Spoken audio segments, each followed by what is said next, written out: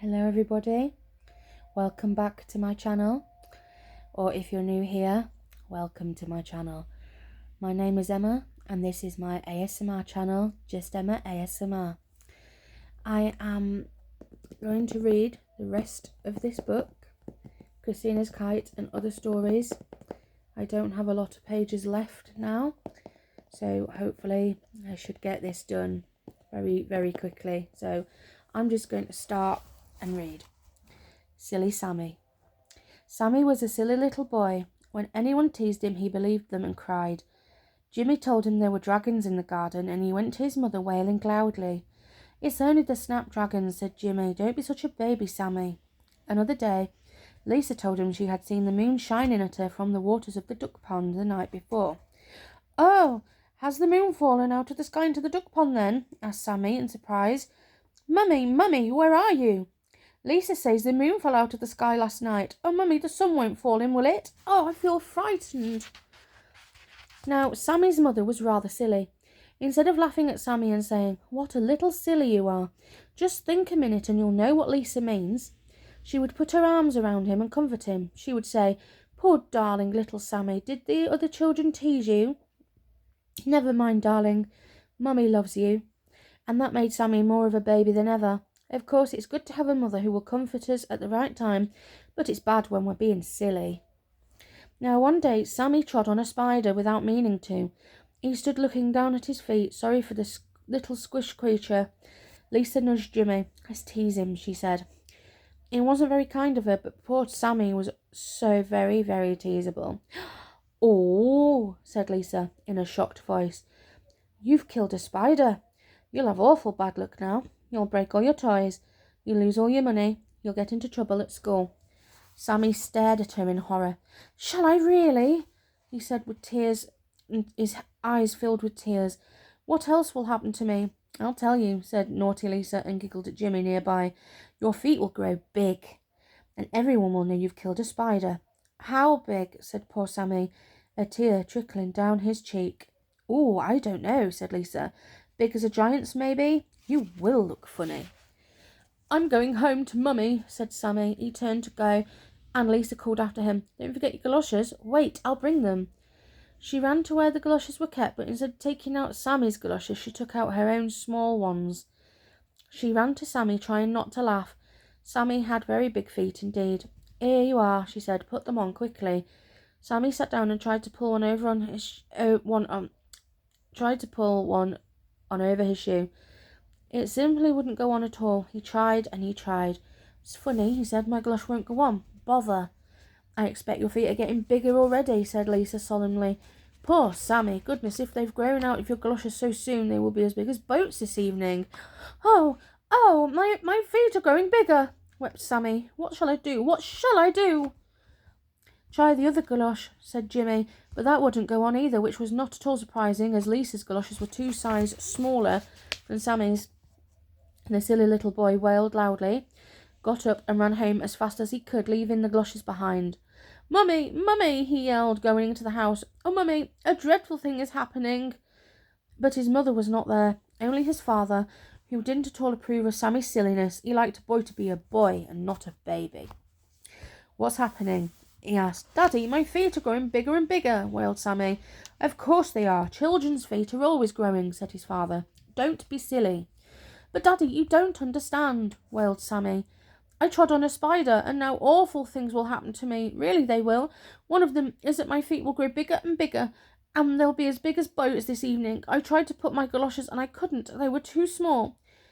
Sammy's mother came in, and when she saw Sammy crying and wailing, she held out her arms to him. No, said Sammy's father. Don't make a fuss of him, please. He's being so very silly, I think. Really, it's time he was stopped. He is actually telling me that because he trod on a spider, his feet are getting so big. Can any child quite be so silly as to believe that? Lisa said so, wept silly Sammy. Oh, the naughty girl, said Sammy's mother, but Sammy's father shook his head. If anyone is so babyish as Sammy, I don't really blame Lisa for teasing him, he said. I don't like being teased, wailed Sammy. Stop that noise, said his father. You are teased because you behave like a baby and don't use your brains. Stop crying. But Sammy didn't stop. His father looked at him. "I think what he wants is a good smack," he said solemnly. "That might make him see sense." Sammy stopped wailing at once, as if by magic. His father looked at him sternly. "Go and fetch your other shoes, your boots, and your bedroom slippers," he said. "We'll soon see if your feet are growing big." Sammy went to fetch them. His father made him take off his shoes and try on the boots, shoes, and slippers. "If your feet have grown, then none of these will fit you," he said. "It seems the extraordinary thing, doesn't it, that the shoes you came home in should have grown too. I don't believe they have. Anyway, try on all these boots and shoes at once." Sammy did, and of course they all fitted him perfectly. It seemed most astonishing to him. "Now go back to Lisa's and fetch your galoshes," said his father. So off went Sammy. Lisa gave him his own galoshes this time, and to his enormous surprise they went over his own shoes easily. "My feet must have gone back to the right size then," said Sammy, puzzled. "Well, you didn't kill the spider after all," said Lisa. "It uncurled its legs and ran off after you'd gone. So I suppose your feet went back to their right size again." Sammy believed her. He ran off happily to tell his father. "Oh, what a little silly you are," said his father with a sigh. "I suppose you didn't think that Lisa might have given you the wrong galoshes at first, did you? She's just as clever as you are, silly. Now, Sammy, what about stopping this nonsense and being a big boy?" "I'll try and remember," said Sammy, going red when he thought of how Lisa and Jimmy must have laughed at him when he tried on the wrong galoshes and thought his feet had grown big all of a sudden. "Listen, I'll always say, Sammy, be careful your feet don't grow too big, to remind you when I think you're going to be silly," said his father. "You'll soon remember." Well, the first day his father said it to him 23 times, the second day 15 times, the third day 12 times, the fourth day 9 times, and the fifth day 3 times. So it rather does look as if he's being cured, doesn't it? I shan't bother to say it to you. I'm sure you don't behave like Silly Sammy. So that's the end of that story. I am now going to read They Wouldn't Be Friends with Him. Prince Kirian felt very pleased with himself. He was meant to run away for the whole afternoon and have a good time, and it looked as if he would be able to do exactly what he planned. He was lying in bed. The curtains were pulled across the windows to keep out the bright afternoon sun. His governess had tiptoed out of the room after telling him she wouldn't disturb him until 5 o'clock. "Poor little prince," she said. "Such a nasty thing to have a bad headache. You must have been out in the sun too much. You were a good boy to tell me so that I could pop you into bed to get you better." Prince Kirian grinned to himself when he thought of all she had said. As soon as the door was safely shut, he leaned on his elbow and looked around the room. There was clothes put neatly on a chair, but he wasn't going to wear those. No. He had a suit of clothes hidden safely away in a drawer, a suit that he had taken out of someone else's room. It belonged to one of the king's pages. Kirian was 11 years old, and he thought the world of himself. His mother thought the world of him too. His father didn't see him very often, because he was the king and had a great deal to do. He was pleased, though, that Kirian was good-looking, strong, and clever. Kirian was bored with life in the palace. He didn't like Dame Rosalind, his governess, and he disliked his tutor too. "He shouldn't make me work so hard," thought Kirian sulkily. "As if it matters whether a king knows how to spell properly or not. He's always got somebody to do his spelling for him, hasn't he? It's a waste of my time to bother about spelling and tables. I want to go out into the sun and do things that other boys and girls do." He often thought of the other children he saw from his carriage when he went riding. Sometimes the boys were fishing in the stream. Sometimes they were picnicking by the field side. Often they were playing cricket or football on the greens. They shouted and laughed and chased one another. Kirian wanted to do all that too, and now he was really going to. He had got this suit of clothes by a very clever trick, and had told Dame Rosalind that he had a bad headache and wanted to rest until it went. Now he was going to dress himself in the suit of clothes, steal downstairs to the larder and take some food, and then slip out by the garden gate to find someone to go picnicking with him. "I am very clever," thought Prince Kirian. "Nobody dreams how clever I am. Whilst they all think I'm lying here with a headache, I shall be out in the countryside with a basket of food, making all kinds of new friends. How proud people will be to be friends with the prince." It was a hot spring day. Kirian got out of bed and listened. No one was about. Most people were in their rooms resting after a long meeting in the council hall that morning. It was just the time to slip out now. Kirian dressed in the suit of clothes he had taken from the little post chest of drawers. It was the boy's home suit, a plain brown tunic and short knickerbockers with long stockings and brown leather sandals. Kirian thought he looked very ordinary and plain in them. He was used to wearing his grand clothes indeed. He was used to wearing very grand clothes indeed.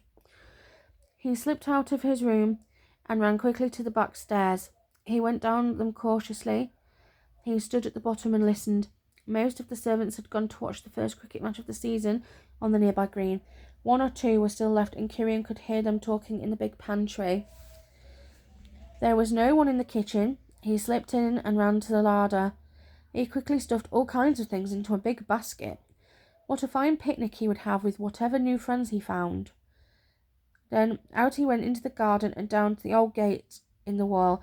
He was soon standing in a lane full of delight. Now his adventures were beginning. He made his way into the nearby wood. He had meant to walk for miles right away from the palace, but he soon felt tired. He wished he could meet some other children. Where could they have gone to this fine afternoon? He sat down to rest under a tree. All round him were big clumps of yellow primroses. It was a nice place to rest in. A little dog came running up to him, panting. It licked his face, and Kirian was cross. "Get away, I tell you, or I'll throw a stone at you." "Don't you dare," said a girl's voice. A little girl of about Kirian's age came round a tree. "All dogs lick. What's the harm in that?" Then a boy came along too. He was a bit older than Kirian. The little prince was pleased to see them both, though, so he felt cross at being spoken to so sharply by the girl. "What are you doing in the wood?" asked Kirian, remembering to be polite. "Picking primroses for Mother," said the little girl. "We haven't any in our garden at all." "Well, let's dig some up then," said Kirian at once. "Oh, there's nothing to dig with." "Well, let's pull up some roots then." He tugged at the big primrose clump and up it came. "Don't do that," said the little girl, shocked.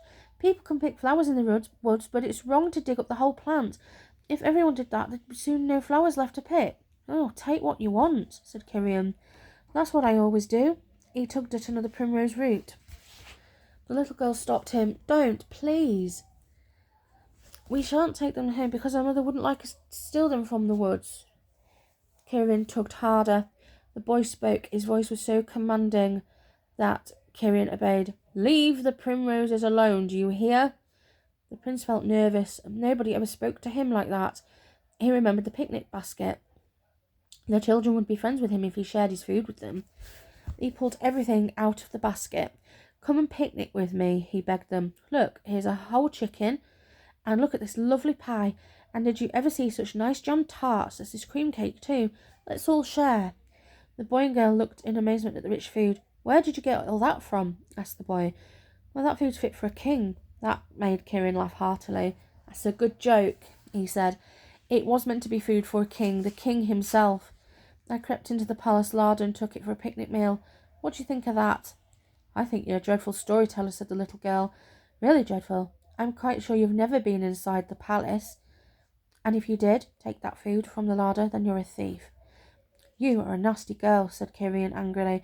"I'll just tell you this. I'm the prince of this country, Prince Kirion." He quite expected the children to kneel down before him and beg his pardon. But they didn't. They laughed scornfully. "Storyteller," said the girl. "Silly, stupid storyteller." "I tell you it's true," said Kirion, red with rage. "Why shouldn't it be? Is this because I've got on plain brown clothes? I took these out of a drawer in one of the page's rooms. He didn't know anything about it. I was too clever. I expect he got into trouble for losing it." "Why do you—" "I do apologise again." "Why do you make yourself out to be so horrid?" asked the boy. "Do you really think these things are clever?" "I'm not horrid," cried Kirian, and leapt to his feet. "Look here, I'm the prince himself. I told my silly old governess I got a headache and wanted to go to bed. But as soon as she left me, I got into these clothes, took the food out of the larder, came into these woods to find some children for friends to share a picnic with me. Why don't you believe me? Don't I look like a prince?"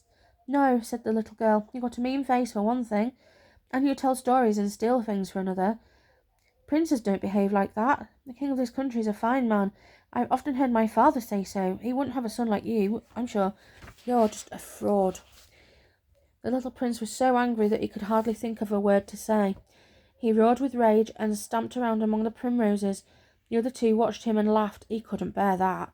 He picked up the roast chicken and threw it at the little girl. He threw the meat pie at the boy. Suddenly he felt two strong hands on his arms. He felt a hard slap on his face. He found himself on his back with somebody tying up his hands. It was the boy. "I'll show you what happens to kids who hurt my sister," the boy was saying fiercely. "You'll be tied up to this tree until you say you're sorry, you mean, bad-tempered, boastful little fellow." With tears of rage pouring down his cheeks, Kirian was soon tied to a small tree. The boy and girl stood looking at him. "Prince, indeed," said the boy scornfully. "More likely you're the son of somebody put in prison for doing bad things. That's where you'll be put too one of these days. Now just say you're sorry." "I shan't say I'm sorry. I shan't, wept Kirian, struggling to get free. "I'll stay here for weeks and weeks before I say I'm sorry. You've insulted the prince. You'll both be punished for this." "Come on, let's leave him there," said the boy. "We'll come back after tea and see if he's learnt any sense." So they left him and went home. They had their tea and went back to the wood where they had left Kirian, but on the way they heard the sound of horses' hoofs. Along came a big man on horseback, followed by 6 others. They reined in their horses when they saw 2 children. "Have you seen a boy in prince's clothing?" the first horseman asked. "No," said the little girl. "We met a stupid boy in the woods who said he was the prince, but he wasn't. He was very rude and silly, and we tied him up." "Tell me about it," said the horseman. The boy told him all that had happened. "He actually dared to say he was the prince," he finished. "But no prince would behave like that, so we didn't believe him. And when he threw things at my little sister and hurt her, I slapped him, knocked him down and tied him up. We're just on our way to him now. If he says he's sorry, we'll let him go." "Just fancy, he wanted us to be friends with him and have a picnic," said the little girl. "As if we would be friends with a boy like that." "I'll come with you," said the horseman. He signed to the other riders to stop where they were. He leapt off his horse, left it, and went with the children. "I'll just keep behind a tree," he said. "I want to see this bad boy. You go and talk to him." The 2 children were puzzled by the big horseman. What had happened? Why was he looking for a boy dressed in prince's clothing? Surely he couldn't be looking for that silly little boy they had tied up. They came to the tree where they had tied up the prince. He was crying with fright. Let me go! Let me go! I'm sorry! I won't do it again! I'm frightened of being here alone! Let me go!" "Are you sorry you pulled up the primroses by their roots?" demanded the little girl.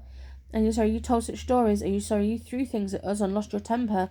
"Yes, I'm sorry, wept Kirian. "But I didn't tell you stories. I am the prince. I did give my governess the slip. I did take those things from the larder, and I did take this suit from one of the pages at the palace." "Silly," said the little girl. The boy went to untie the prince from the tree, but as soon as he was free, Kirian turned on them. "You horrid children!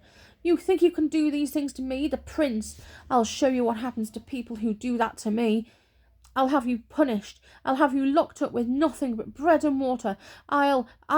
"Kirian," said a stern voice, and from behind the tree stepped the big horseman.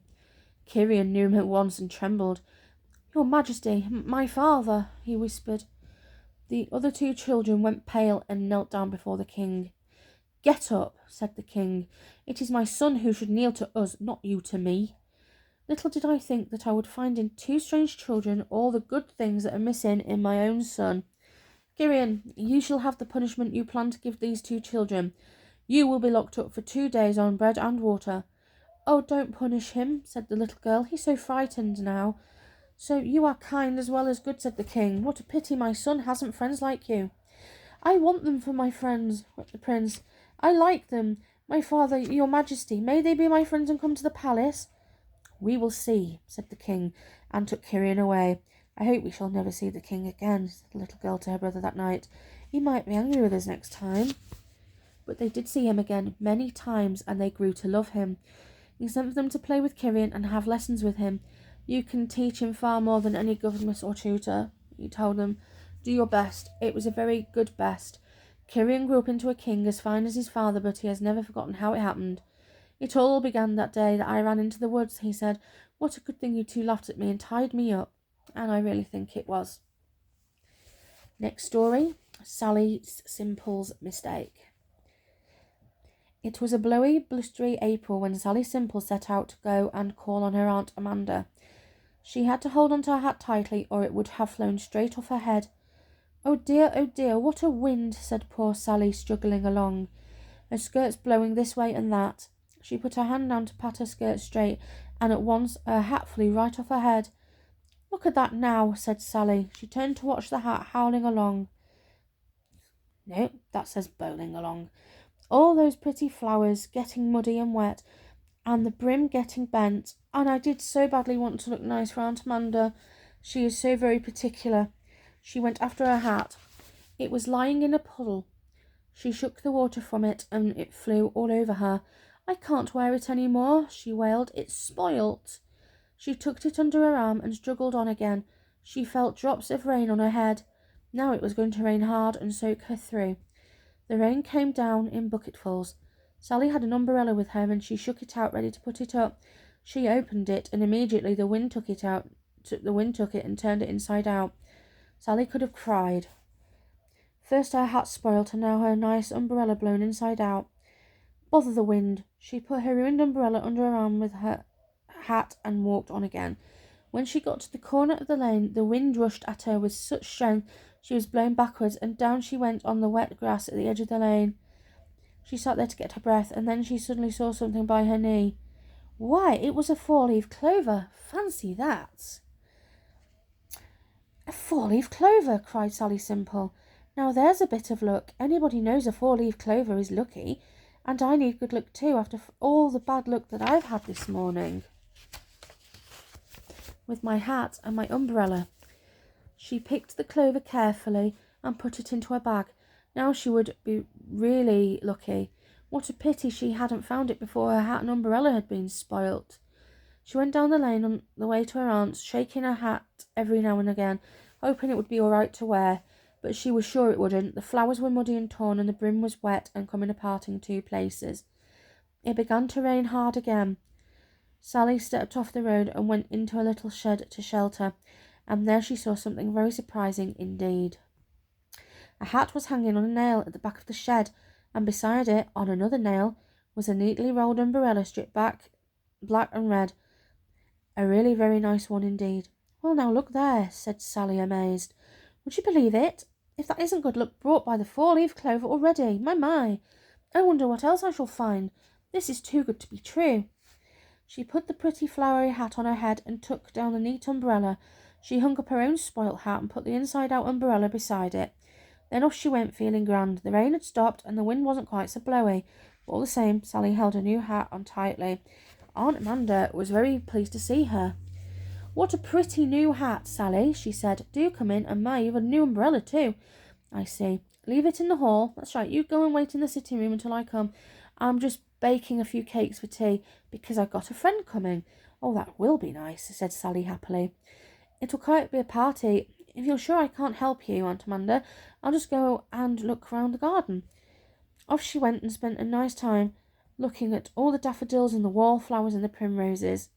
Then she heard voices from the kitchen and guessed her aunt's friend must have arrived. I'd better go back to the house, thought Sally. So back she went. As she passed the kitchen window, she heard her aunt's voice. I never did. Whatever do you mean, Mrs. Smart? Somebody stole your hat and umbrella? But how did that happen? I was going along the lane in my best hat with my best umbrella, said the friend's voice loudly, and I saw a little lamb in the ditch, so I went to lift it through the hedge, and I took off my new hat first in case the wind should blow it off my head, and hung it in a nearby shed, and I hung up my best umbrella beside it. And when you came back they were gone, said Aunt Amanda, shocked. You should go to the police, Mrs. Smart. They were not only gone, but some gypsy or other had left these awful old things in their place, said Mrs. Smart, showing Aunt Amanda a dreadful hat, wet and muddy, and an inside-out umbrella. Did you ever see such things? Sally Simple stood outside the window, shaking at the knees. Oh, my, it wasn't a bit of luck she had after all. It was just that Mrs. Smart had put her hat and umbrella carefully out of the way when she went to get the lamb, and she, Sally, had taken them and put her spoilt ones in their place. Whatever was she to do?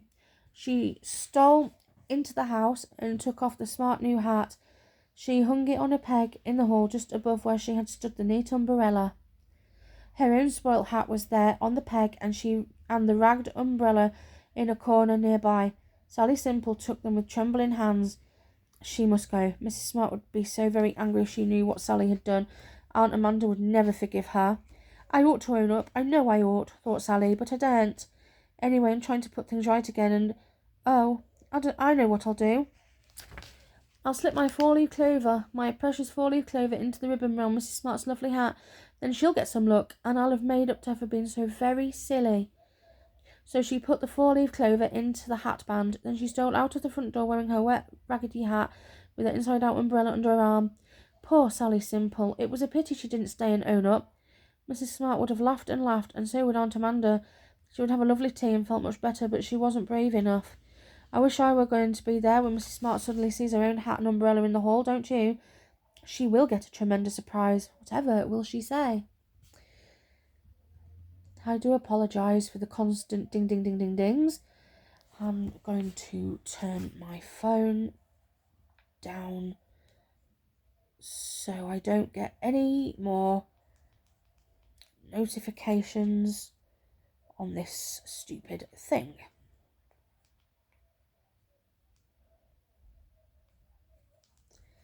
Now, hopefully that shouldn't go off again. So once again, I do apologise for the constant ding-dings. So the next story, I think there's only 2 stories left now. No present for Benny. Amanda was very happy. It was Christmas Day, and she had had a lot of lovely presents. There had been plenty in her stocking and some more on the breakfast table. She had had just the things she wanted: a big new baby doll, fine lot of books, a new pencil box full of lovely pencils. And now they were all getting ready to go to Granny's for Christmas Day dinner. There would be an enormous turkey and plum pudding too. Grandpa would carve the turkey and make jokes. Auntie Susan would be there, and she was nice too. There will be 6 of us at Granny's, won't there? Said Amanda, counting. No, 8, said Mummy. Auntie Lucy and her little boy Benny will be there too. You remember him, don't you, Amanda? Dear little shy boy. Oh yes, I loved him, said Amanda, thinking of the merry little boy, shy and kind, that she had played with at Aunt Lucy's the summer before. Oh, Mummy, I've just thought of something dreadful. What? Said her mother, buttoning up Amanda's coat. I didn't know Benny was coming, so I haven't got a present for him, said Amanda. Whatever shall I do? It doesn't matter, said Mummy. He won't mind. Come along now. We mustn't wait another minute or we shall miss the bus. Bus on Christmas morning? Everybody knows that there's no transport on Christmas morning. I know it's not real, it's just a story, but still not very realistic. Anyway, Amanda hurried along the road, worrying about having no present for Benny. She liked giving everybody presents. She didn't like missing anyone out. If she hadn't known Benny was going, or she would certainly have bought him a present, but now she had spent all her money, couldn't even buy him one when the shops were open. Benny was at Granny's, shy and smiling. He ran to Amanda and gave her a hug, and then he held out a parcel to her. Happy Christmas, he said. I've bought a present for you. Oh, Benny, said Amanda, and felt worse than ever. She undid the parcel. Inside was a jigsaw puzzle, just the kind she liked. Thank you, she said. You really are kind. She did wish she had a present for Benny. She thought he looked hurt because she didn't give him one. Amanda worried so much about it, it began to spoil her Christmas day. Still, it didn't spoil her appetite for her dinner. The turkey was carved by Grandpa, who made his usual funny jokes. Then came the Christmas pudding. It was a beauty, black as it could be. I made it myself, said Granny. I hope it will taste good. Oh, it did. It tasted lovely. But suddenly Amanda felt her teeth biting something rather hard. She was puzzled. She took the hard thing out of her mouth and looked at it. It was an old 6-penny piece. Gosh, look what I found in my pudding, she said to Granny. Granny laughed. Oh, yes, I forgot to remind you all that there are old 6-penny pieces in this pudding. Now, Benny, perhaps you will find one too? But Benny didn't. He was very disappointed because he knew Christmas pudding 6pences were special, lucky ones. And Amanda suddenly bit on something hard again in her very last mouthful, and there was another 6pence. You are a lucky girl, said everyone, and Amanda thought she was too. And then she looked at the 2 little 6pences lying on the edge of her plate. A fine idea came to her. She could give them to Benny for a Christmas present. He would like them very much. So after dinner she took her 6pences and washed them, and she polished them to make them bright. She went to find Benny.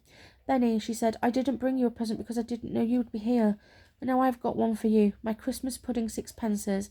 Here you are, and I wish you a happy Christmas. Oh, thank you, said Benny. But only give me one. You keep the other for yourself. But Amanda wouldn't. She made Benny have them both, and the little boy was delighted. Do you know, he said, nobody gave me any money this Christmas, and I do like a little to spend afterwards, don't you? When all our money boxes are empty, now I shall have Christmas money after all. It's the nicest present you could have given me. I'm glad, said Amanda, feeling very pleased. She danced away, looking happy again. She wasn't worried any more. She had given Benny a present after all. I was lucky to get 2 sixpences in the Christmas pudding, she said to herself. She really was, wasn't she? And now for the final story of the Christina's Kite series. Betsy May in disgrace. Once Betsy May behaved very badly indeed. She went out for a walk with Nanny and baby James was in his pram. Betsy May didn't want to go out for a walk. She wanted to stay and play in the garden. No, said Nanny. You know we always go out in the afternoon. You can have the morning to play in the garden. I'm tired, said Betsy May, and dragged her feet one after the other, so she scraped her toes of her shoes on the ground and spoilt them. Don't do that, Betsy May, said Nanny.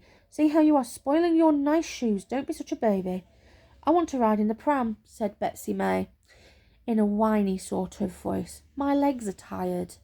If you speak to me in that voice, I shall think you are more of a baby than baby James, said Nanny. Betsy May dragged behind. Nanny pulled her to the pram and made her take hold of the handle. Look at baby staring at you, she said. He can't make out who you are. You don't look a bit like Betsy May with that silly face you're making. I really am ashamed of you. Now walk properly, because here is Mary Jane coming with her Nanny.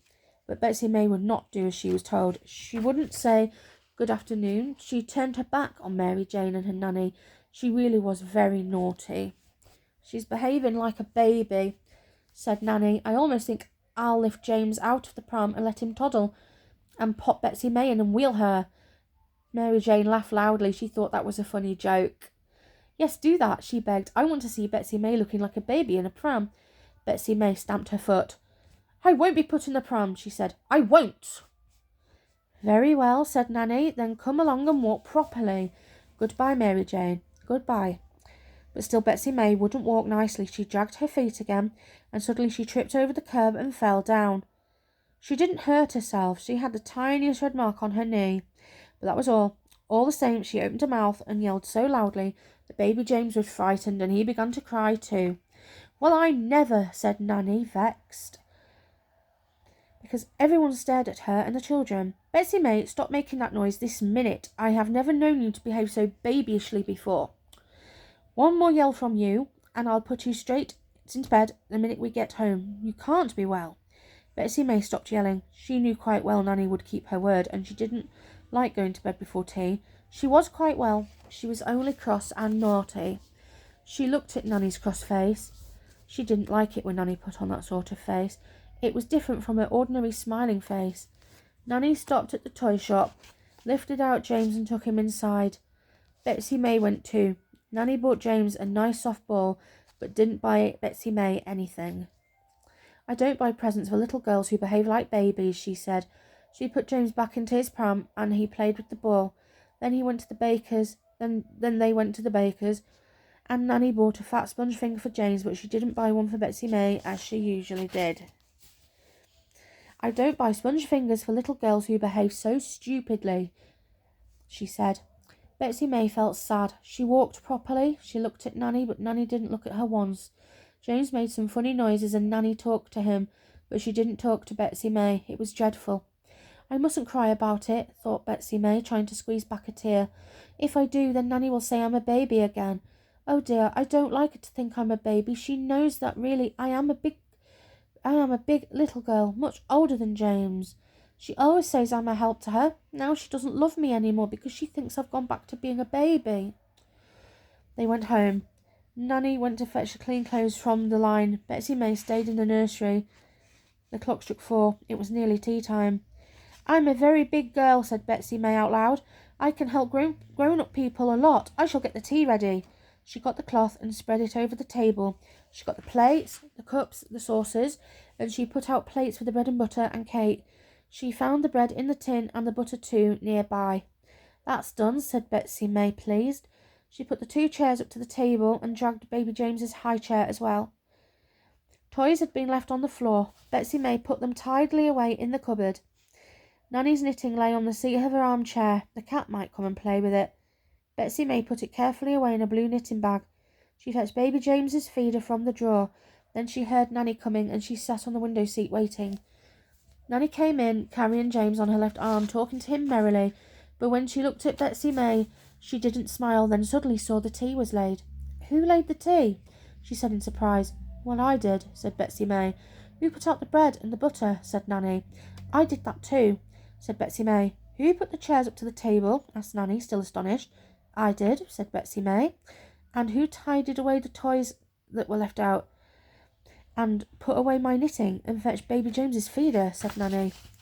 "I did it all," said Betsy May. "I'm not a baby, you see. You were wrong. I'm somebody big who wants to help." "So you are," said Nanny, and she smiled her usual smile at Betsy May. "Now why did I ever think you were a baby? I have really forgotten. I can see you are a very big and sensible girl. I shall have to tell Mummy all about you. She will be pleased." And she was. Betsy May had chocolate biscuits for her supper. "Babies are treated like babies, but big girls are treated like big girls," said Nanny when she had bathed her. "Just remember that, Betsy May." "Of course I will," said Betsy May. "It's much nicer to be big." And so it is, isn't it? Right. So, that's that finished. If you've enjoyed my videos, please remember to give them a like, comment and share. And please subscribe to my channel for more ASMR videos. But for now, that is all.